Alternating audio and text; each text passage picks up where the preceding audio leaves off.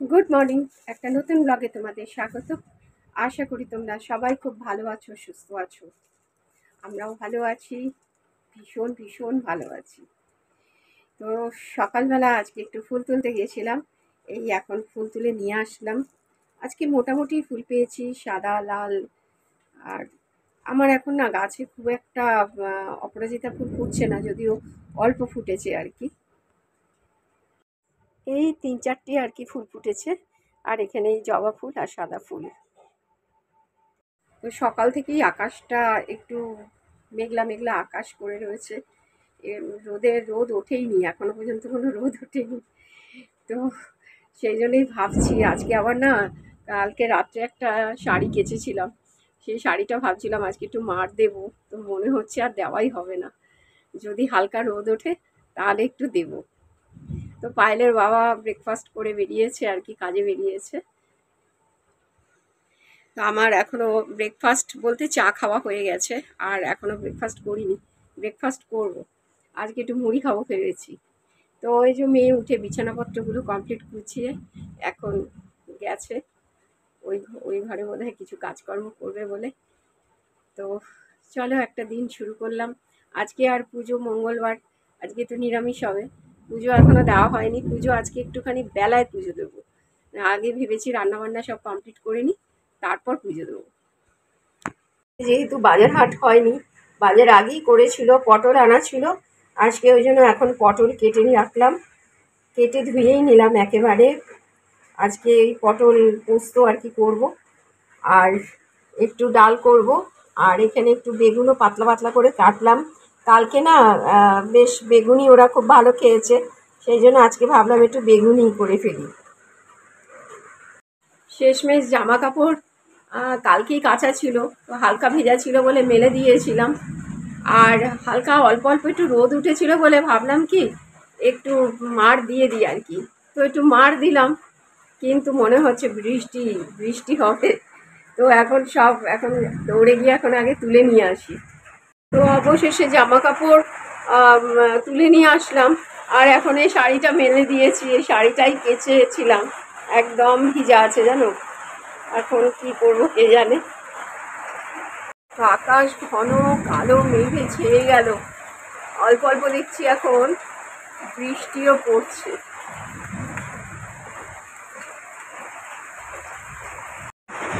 আর খুব বাজ পড়ছে জানো।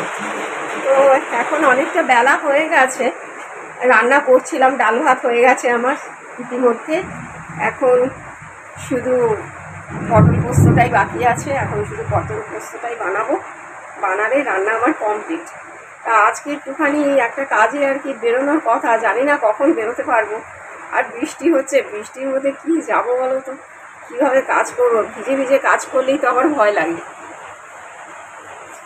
তো এখন পটল পোস্তটা আগে বানিয়ে নিই।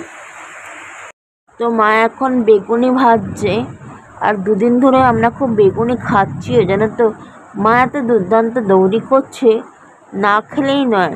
মাকে বারবার বলছে যে বেগুনিই করো, বেগুনের ভাজা যখনই কথা উঠছে তখনই বলছে বেগুন ভাজা না বেগুনি করো, এতটাই ভালো তৈরি করছে। আর পটল পোস্তর জন্য এখন পটল ভেজে নিচ্ছি। আমরা পটল পোস্ত খেতেও খুব পছন্দ করি, আর নারকেল উপর দিয়ে ছড়িয়ে দেয় তো মা, দুর্দান্ত খেতে লাগে জানো তো। ফেরার পথে পায়েলের বাবা একটু ডাল, 2 রকমের ডাল এনেছে, এখানে মুগ ডাল আর এখানে মুসুরির ডাল, আর এই একটা তাল এনেছে। রান্না কমপ্লিট, এখন টেবিলে সাজিয়ে নিলাম, এরপর এখন স্নান করতে যাব। আর বৃষ্টিটাও এখন এদিকে থেমে গেছে। তো দুপুরবেলা বাড়ি চলে এলাম, পুরো বৃষ্টিতে ভিজেছি আজকে জানো তো। বৃষ্টি এত জোর বৃষ্টি যে চিন্তা করা হয়, যে এসে দেখি অনুপম বাসন মাজছে। যাই হোক, আজকে আমাদের লাঞ্চ মেনু হয়ে গেছে অলরেডি। তা কী আজকের লাঞ্চে আছে তোমাদের একটু দেখিয়ে দিই। আজকের লাঞ্চ মেনুতে আছে বেগুনি, শসা, লেবু, ডাল, মুগের ডাল, মুগের ডাল আর পটল পোস্ত। এই হচ্ছে আজকে। না, পটল পোস্ত না, এটা হচ্ছে সর্ষে নারকল পটল। পোস্ত নেই, ওই জন্য সর্ষে নারকল পটল। আর এদিকে ভাত, তো এখন লাঞ্চ সারতে বসবো। রেডি হয়ে গেছি। শ্রীমতী আন্টি যে জামাটা দিয়েছিল কিছুদিন আগে পার্সেলে পাঠিয়েছিল, সেই জামাটাই বাবার সাথে আজকে দোকানে যাব। যে দোকান থেকে আমি জামা কাপড় বানাই সেই দোকানেই যাব আজকে। দেখি কাকুটা যদি বানিয়ে দেয়। কাকুটা আসলে অসুবিধা ছিল বলে দোকান খুলছিল না। তো ফোন করলাম, আজকে দোকান খোলা আছে। তো আজকে গিয়ে দেখবো যে অর্ডার নিচ্ছে কি না, তারপরে বানাবো, দিতে দেবো যদি অর্ডার নেয়।